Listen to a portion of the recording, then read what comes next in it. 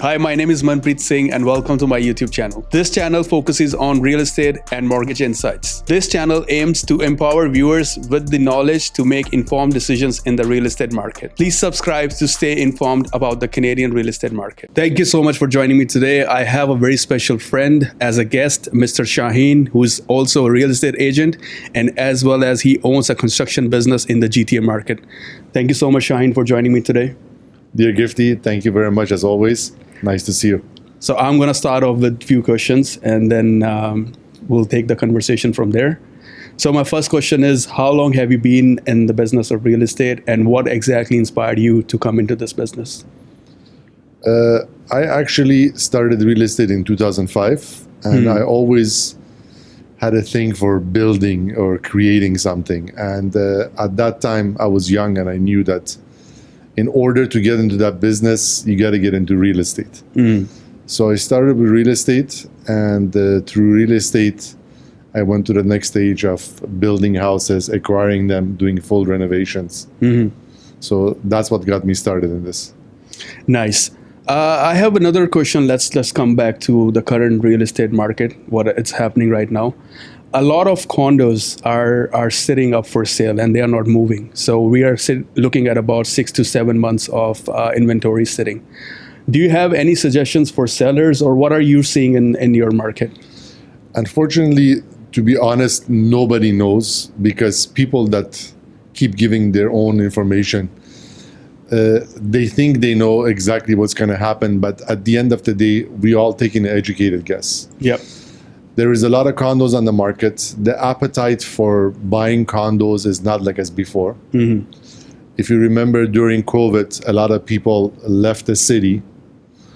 They started working from home. Yeah. They got bigger places outside of the city. They got used to the fresh air. They got used to more space. Yep. And downtown condos are very small, most of them. The traffic is a nightmare. Yeah. And the foreign buyers are not here anymore. The government made it a bit more difficult for foreign buyers to invest in Canada. So all of those stuff added, including the high interest rates and the high inventory on the market. Yep.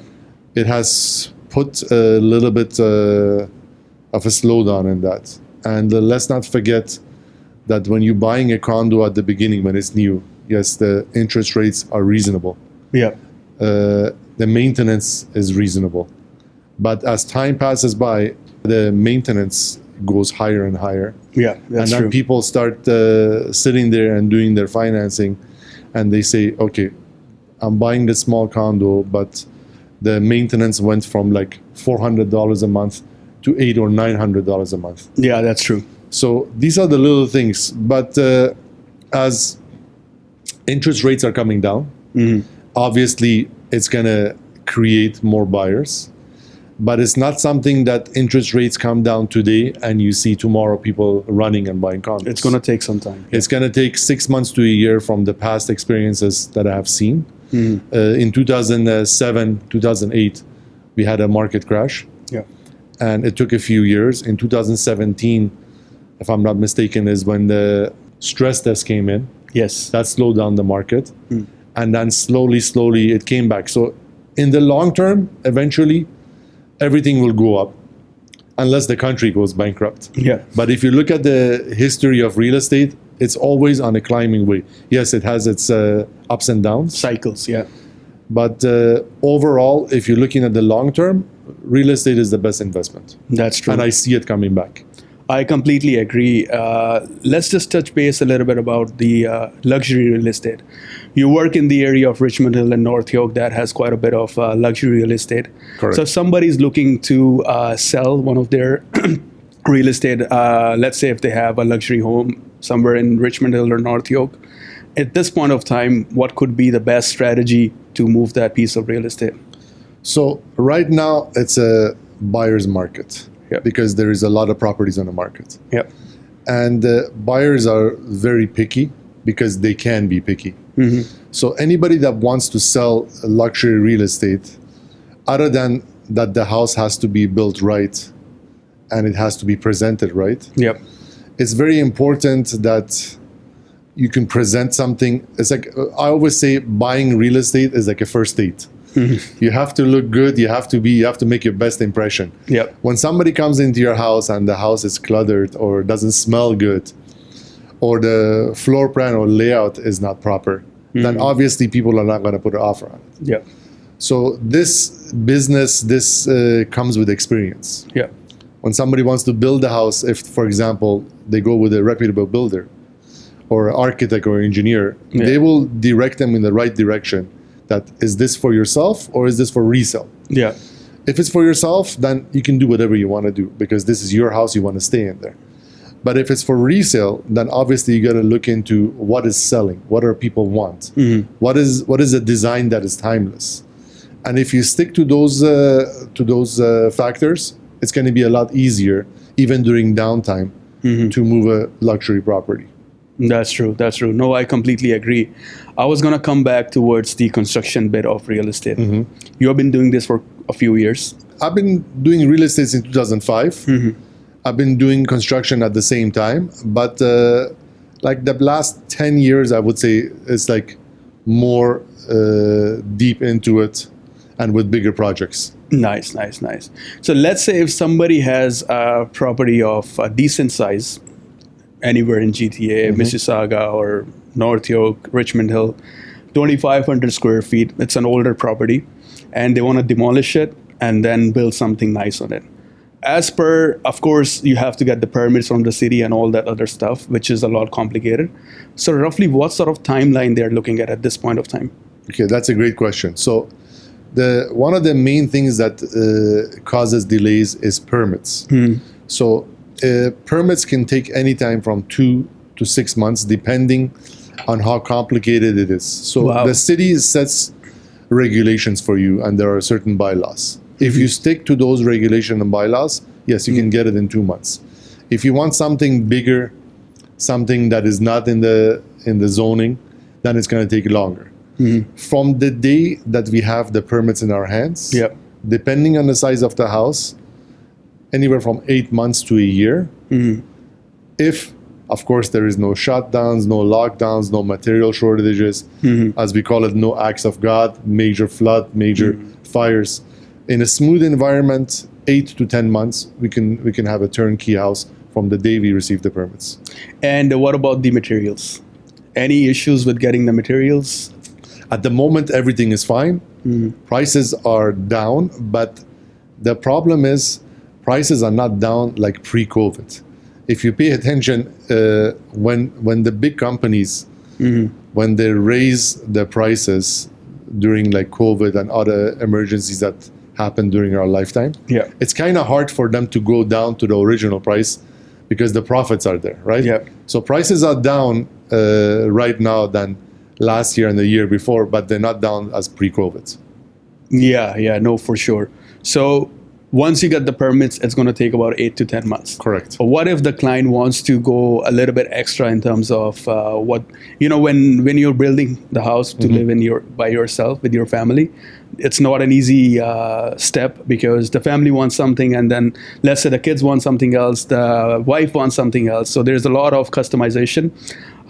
And how do you deal with that kind of stuff? So at the beginning, when we meet a customer and the client, and we want to proceed, we explain everything to them, the pros and the cons, the ups and downs. So basically, we let them know. The quickest way to build this is no changes. If you're going to start making changes in the middle of the construction, it's going to cost you more. It's going to lead to longer time after finishing the project.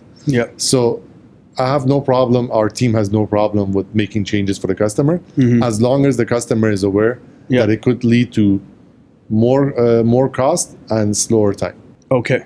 And in terms of budgeting the construction, it all depends on, of course, what the client wants. If they, let's say, if they want something, all the construction bits, if they want top notch, of course, they're going to have to pay a little bit more. But what is the rough average construction cost we are looking for? Let's say 2,500 square feet house. So we got. I like to break it down in 3 tiers. Right now, something decent above subdivision cost you're looking at about $250 to $300. Okay. If you want to go luxury, it's $350 to $450. If you want to go above luxury, like super high-end luxury, obviously that's like $450 and up. It can go up to $1,000. It could be $550, $600. So it depends. Somebody wants gold in the elevator. They want marble. Yeah, there's no limit. From Italy, there's no limit. There's no limit. Yeah. But that's the breakdown I give to the customer. And what we do is we show them properties that we did. We show them samples so they have an idea for the price range that they want to spend the money, what they're getting. For sure. So they're not surprised at the end. Yeah. No, that's fair. Something I discussed with you before, and I did ask you that question, I think about 5-7 months ago, is that what is your suggestion for house flippers in terms of the government regulations for how they're going to get taxed? Is it still a profitable business if you purchase a property that needs the renovations, we tear it down, or build the whole house again and trying to sell it? If they want to do it on a regular basis as a business, what's your suggestion to those people? My suggestion is get the best tax lawyer and get the best accountant, number one, to help you with that. There is still money to be made, but it's a lot more difficult because now, as you know, is 50% of your profits are taxable. Yeah, the capital and gains. if I'm not mistaken, 66.66% of that 50% that is taxable. Now that's what the government wants. Yeah. So your profits are a lot less. So it all depends what kind of income the person that is getting into this business are they expecting. It's not like before, but there is still money to be made. So if somebody decides to flip 4 or 5 houses a year, it's still worthwhile. Of course, but at the same time also is how much money do they have? Are they going to borrow the money? Then they're going to lose a lot of profits because they're paying the mortgage and the interest and everything else. If somebody has cash, yes, it's a good business. If somebody doesn't have cash and they want to get mortgages, I don't suggest doing 4 or 5. Get 1 or 2 under the belt. See what is your profits. Get a little bit of experience. Work with a professional. And then based on that, slowly you can grow. I was referring more towards the properties that are bungalows and in the GTA that are old houses, but they have a very decent lot size. And if somebody were to get into that sort of a property and tear it down and build something nice on it in a nice neighborhood, of course, if we run the numbers, it would make a lot of sense. And it's a very attractive business at that point. But then when you're coming to the realistic situation and trying to do everything practical, it's not as easy, right? And now with the new capital gains regulations, the government is trying to make it hard day by day, right? Unfortunately, and this is my personal opinion, but if you look during COVID, the Bank of Canada came out. Yeah. They reduced the interest rates and they told everybody, don't worry, this is going to stay like this for a long time. Go ahead, borrow money and invest in yourself. And less than a year and a half, you know better, I don't remember exactly. I think it was a year and a half. Yeah. They came out and they started very quickly raising the interest rates. So the government realistically doesn't really have a good track record. Yeah. Because they say one thing and they do another thing. So as anybody that wants to invest, my suggestion is, I follow my own advice. Always calculate the best and worst case scenario. Count on the worst case scenario. And if the best case scenario happens, it's a bonus. Yeah. But don't go ahead and count on the best case scenario and then something external that is not in your hands happen. Yeah. And then you're screwed. That's true. It's always, I think it comes to every life decision. It's always good to think about the worst case scenarios and then take the step. Analyze it, exactly, yeah. To be safe. Yeah. And coming back to real estate, as I was discussing with you before, is that very less transactions happening in the Toronto Real Estate Board, less than 5,000 in the month of September. Other than interest rate cuts, we are guessing a 50 basis points in this month, but we'll see what happens. Nobody can be sure of what will happen. Any other factors that you think will have buyers come in and investors or first-time home buyers jump into the market again? So the way I see it, and again, this is my personal opinion, there is uncertainty in the markets. The job market is not very strong. Yeah. we are in a little bit of a recession. Some people feel it, some people don't feel it, but the consumer confidence is not there. Yeah. And as we said earlier before, yes, interest rates are coming down, but it doesn't show in the market immediately. Yeah. It takes time. It takes time. Yeah. So some people have money, some people don't have the money. They're waiting for the lower rates, but at the same time, jobs are not there. Yeah. Business opportunities are not there. So yes, you can go buy a house, but if you don't have the money to make the monthly payments over 6 months or a year, people are holding back and they're thinking twice about it, right? Yeah. But long story short, again, overall market, if you look at the long term, it's going to come back. How high it's going to go, nobody knows. Yeah. But people are more selective right now, and they choose to be more cautious. So me personally, I think the market is going to start picking up next spring. So in March, April. Yeah. And let's see. We have one interest rate cut coming right now in October. Yes. If I'm not mistaken, the next one is in December. December, yes. Yes, so that could help. And then if next year, again, we're going to have something in the early next year, obviously that's going to feed the market and people are going to be more interested in buying. Yeah. No, I completely understand for the investor clients, the numbers has to make sense. But the first-time home buyers, they need a home, right? Why would you want to pay somebody else mortgage for a very long period of time, let's say 3, 4, 5 years? So remember when we discussed real estate last time, you said something about FOMO. So when FOMO comes in, people jump in because they don't want to lose the appreciation, right? Do you see that happening in next year or maybe in 2025? Or honestly, at the moment, no, because like I said, the consumers are scared. Yeah, there is the fear there, right? Yeah. What's going to happen in 6 months? What's going to happen next year?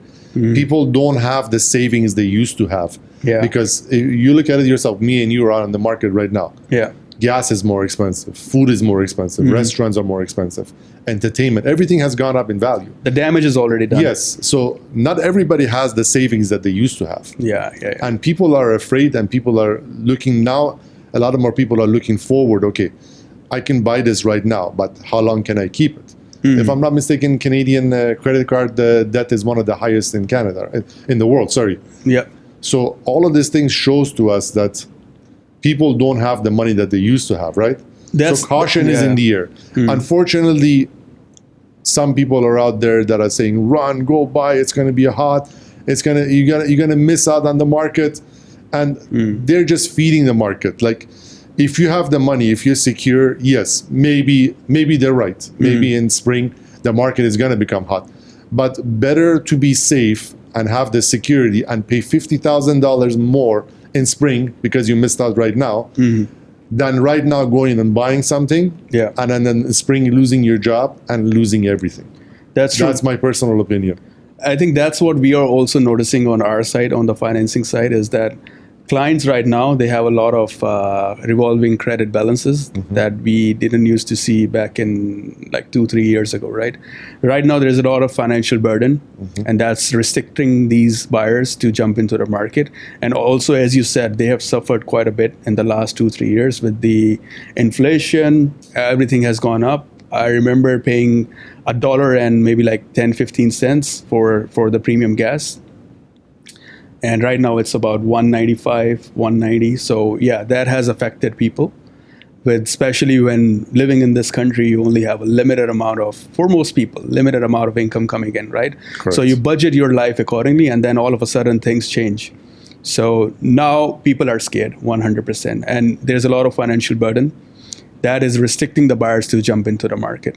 So that's what also I'm seeing on the financing side is forget about the investors, but a lot of first-time home buyers, they're relying on the credit for their daily expenses, which is not a good sign for the economy. Correct. And maybe enough mortgage brokers like yourself can get together and do a petition that, like in the United States, you have 20, 30 year, I think it's 20 or 25 years of terms. Yeah. So this can take away a lot of burden off the people. Imagine people that have, for example, they had like a 20 or 25 year, like 2.99 mortgage, compared that somebody had a variable at 1 something and all of a sudden it went to 6 to 7%. That killed the economy as well. That's a very good point you brought in. A lot of real estate investors in the US, they don't look at the appreciation. They don't even care about the appreciation. That's only a bonus. Because they have these 15 or 20 years term, they only go by the cash flow. They have a positive cash flow per door. Even if it's $100, I'm okay. I'm gonna build my portfolio in a way where I'm gonna have 10, 15, 20 doors, and I'm making $2,000 a month. That's fine with me, because I know the mortgage cost or the cost to carry this property is going to be the same regardless of what happens in the interest rate market, right? For the next 15, 20 years. Yeah. So that's a lot of peace of mind.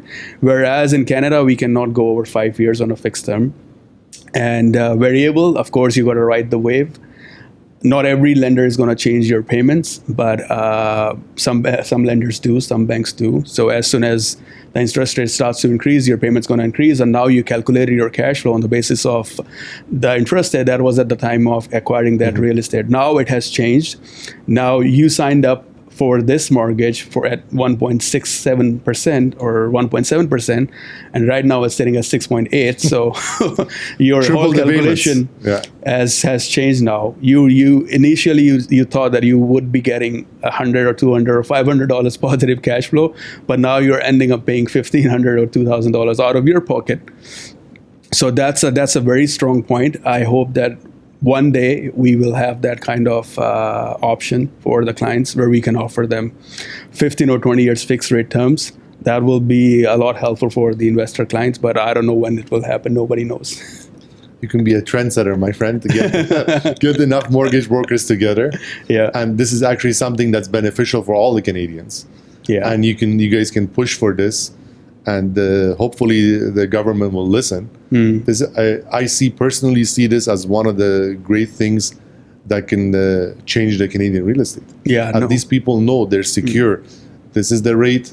I'm good for the next 20 years. Yeah. I had one client.